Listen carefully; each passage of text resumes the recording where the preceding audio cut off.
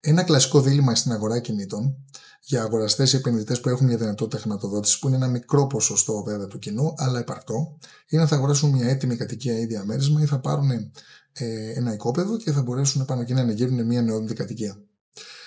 Ας δούμε τα θετικά και τα αρνητικά κάθε περίπτωση. Στην πρώτη περίπτωση που αγοράζουμε έτοιμη νεόδυνη κατοικία, ένα σίγουρο θετικό είναι ότι ξέρουμε το τελικό budget. Είναι αυτό που πρέπει να πάρουμε με το κλειδί στο χέρι, δηλαδή η τελική τιμή μας. Επίσης, η ταχύτητα. Μπορούμε να παραλάβουμε σχετικά άμεσα και να αξιοποιήσουμε το ακίνητο. Στα αρνητικά θα έλεγα ότι είναι πρώτον ότι κάποιος άλλος, ο κατασκευαστής, ο πολιτής, έχει επιλέξει τη θέση του ακινήτου, καθώς επίσης και τις προδιαγραφές του ακινήτου. Ενώ επίσης σημαντικό είναι να ξέρουμε ότι παρόλο που είναι ενεργειακής κλάσης Α και κτηνιατρικών προδιαγραφών πολύ υψηλής ποιότητας, δεν μπορούμε να ελέγξουμε τα αφανή παρά μόνο τα εμφανή του ακινήτου. Άρα χάνουμε σε ευελιξία, χάνουμε σε κάποιες δυνατότητες να πετύχουμε τις ανάγκες μας όπως θέλουμε.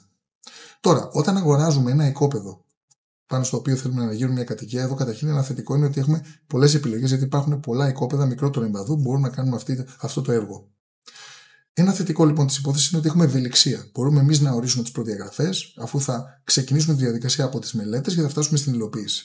Όλες τις προδιαγραφές ενεργειακές και κτηριοδομικές, προφανώς θα είναι κλάσεις Α και εκεί, και τις οποίες θα γνωρίσουμε εμείς με βάση τις ανάγκες μας. Επίσης, θα επιλέξουμε και τη θέση. Γιατί εμείς θα αγοράσουμε το οικόπεδο, το οποίο, όπως ξέρουμε, η θέση είναι πολύ σημαντική για ένα ακίνητο.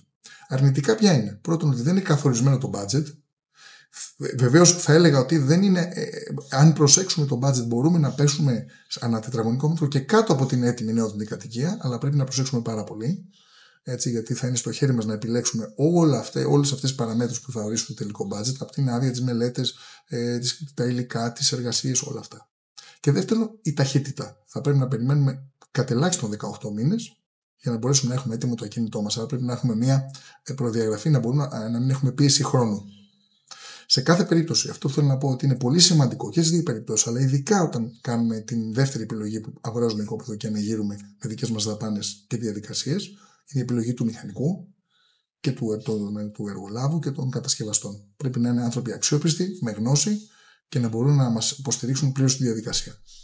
Ό,τι χρειαστείτε, η ομάδα της Krama Property, μηχανικών, ειδικών ακινήτων, είναι στη διάθεσή σας, το ξέρετε. Σας ευχαριστούμε πολύ για τη στήριξη. Κάντε subscribe, κάντε like και κοινοποιήστε ώστε να μπορέσουμε περισσότερο να έρθουν σε πρόσβαση με τη γνώση. Είμαστε στη διάθεσή σας για νέα θέματα. Σας ευχαριστούμε πάρα πολύ, να είστε καλά.